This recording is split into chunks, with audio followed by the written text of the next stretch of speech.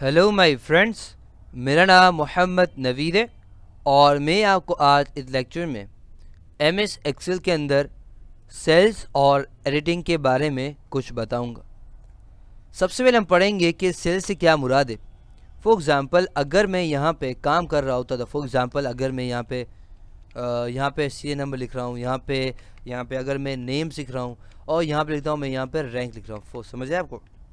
तो ये for example मैं यहाँ पे शीट बना रहा हूँ और शीट बनाते बनाते मुझे रियलाइज़ हुआ कि यहाँ पे एक और कॉलम की भी ज़रूरत थी। अगर मैंने बहुत सारा काम कर लिया है तो अब अगर मुझे नहीं पता कि ये इंसर्ट का क्या काम है तो मुझे वापस से सारा काम करना पड़ेगा।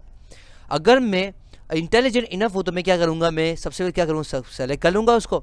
उसके बाद जहाँ मुझे उसके आगे मुझे कॉलम चाहिए होगा तो मैं क्या जाऊँगा, यहाँ पे जाऊँगा। इस ड्रॉप डाउन में मेरे पास सबसे पहले क्या आ रहा है, मेरे पास आ रहा है कि आपको क्या चाहिए, एक सेल चाहिए, आपको एक रो चाहिए, एक कॉलम चाहिए। तो मैंने सेलेक्ट कर लिया था तो मैं कहता हूँ मुझे क्या चाहिए, एक कॉलम चाहिए। तो जैसे मैं यहाँ पे क्लिक करता हूँ आप देख सकते हैं मेरे पास यहाँ पे एक कॉलम आ चुका है। तो ये एक वर्ड से सिनोनिम जब आपके पास बहुत काम ख़राब हो रहा हो, अगर आपको एक ज़रूरत हो एक कॉलम की, एक रो की, तो डेफिनेटली ये बहुत बहुत कारआमद साबित होता है। तो अगर यहाँ पे रो चाहें तो रो भी ले सकते हैं। समझ आए आपको? इसी तरह से अगर मैं चाहूँ कि डिलीट करना चाहूँ कोई कॉलम को या रो को या सेल को, तो मैं डेफिनेटली पूरी शीट को भी डिलीट कर सकता हूँ, मगर अभी वो करना नहीं है मुझे। तो मैं क्या करूँगा, मैं यहाँ पे आऊँगा और मैं यहाँ पे क्लिक कर दूँगा और डेफिनेटली मेरे पास वो कॉलम क्या हो गया, डिलीट हो गया। समझ आया आपको? इसी तरह से हमारा फॉर्मेट का ऑप्शन है, ये क्या करता है, अगर मेरे पास यहाँ पे एक कॉलम है जिसकी विड्थ है 5.00, समझ आए आपको, और मुझे सारे कॉलम्स की विड्थ यही चाहिए। तो अगर मुझे नहीं पता होगा कि फॉर्मेट क्या करता है तो मैं हर जगह जितने कॉलम्स में होंगे उस जगह पर जाके मैं देखूंगा प्रिसाइज है कि 5.0 है नहीं। समझ आए आपको? अगर मुझे पता होगा तो मैं क्या करूँगा, फॉर्मेट का इस्तेमाल करूँगा। किस तरह से, सबसे पहले सबको सेलेक्ट कर लूँगा, उसके बाद मैं जाऊँगा फॉर्मेट के अंदर और उसके बाद मेरे पास है कॉलम विड्थ के अंदर। उसके बाद जैसे कॉलम विड्थ के अंदर गया, यहाँ पे मुझे एक विंडो आई हुई है और मुझसे वो नंबर मांग रहा है कि कितना आपको कॉलम का विड्थ चाहिए। तो मैंने कह दिया 5.00। जैसे मैं ओके करूंगा आप देख सकते हैं कि मेरे सारे कॉलम की विड्थ क्या हो गई, 5.0 से। अगर मैं रखूँ देखें ये ऐसे ही होगी। समझ आए आपको? इसी तरह से अगर आप रो का करना चाहिए, रो क्या होती है, ये होती है, और रो का अगर मैंने कर लिया तो रो का करना चाहूँ तो वो भी इसी तरह से मैं कर सकता हूँ।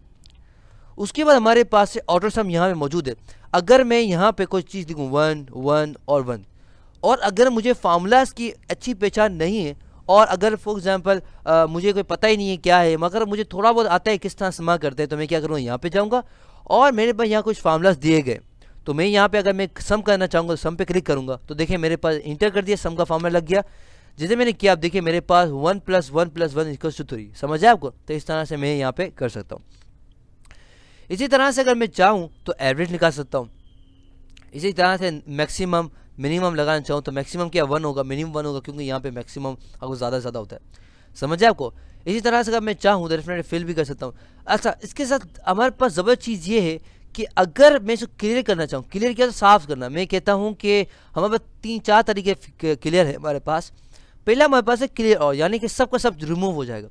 क्लियर फॉर्मेट्स यानी कि जो आपने कलर किया होगा, जैसे फॉर एग्जांपल आपने टेक्स्ट का कलर किया होगा, आपने हाईलाइट किया होगा, तो अगर आप वो डिलीट करना चाहते हैं वो भी कर सकते हैं। कंटेंट यानी कि जो लिखा हुआ है वो डिलीट करना चाहते हैं वो भी कर सकते हैं।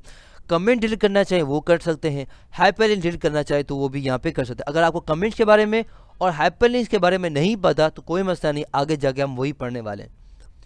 उसके बाद हमारे पास है असेंडिंग और डिसेंडिंग, यानी कि इसको क्या करते हैं हम लोग, अगर मैं यहाँ लिख दूँ अली और उसके बाद लिख दूँ कामरान, उसके बाद मैं लिख दूँ हुसैन, उसके बाद मेरा नाम नवीद डेफिनेटली, और उसके बाद मिल दिया यहाँ पे ज़हीर, जो भी लिख दिया सही। मैंने सेलेक्ट कर लिया। अब मैं क्या करूँगा, यहाँ पे आऊँगा और यहाँ पे मुझे पूछा है कि आपको किस तरह सॉर्टिंग करनी है, ए से लेकर जेड तक करनी है कि जेड से लेकर ए तक करनी है। मैंने कहा कि भाई जेड से लेकर ए तक करो। तो क्या होगा, मैंने कहा हाँ ये स्टार्ट कर दो। तो अब क्या देखा आपने क्या हुआ कि ज़हीर जो है वो पहले आ गया, उसके बाद नवीद आया, उसके बाद कामरान आया, उसके बाद ए आया, अली आया। क्यों आया? क्योंकि मैंने कहता उल्टा करो। तो ए से लेकर ए बी सी डी तो उल्टा कर दिया ना, जेड से इस्तेमाल किया उसने। अगर मैं इसको कहूँ कि भाई इसको असेंडिंग कर दो तो वो ऐसे कर देगा। जब ऐसे करेगा तो क्या होगा, अली आएगा, हुसैन आएगा, कामरान आएगा, नवीद आएगा और ज़हीर आएगा। जेड लास्ट में आया और ए पहले आया क्योंकि ये असेंडिंग ए से लेकर जेड तक हुआ।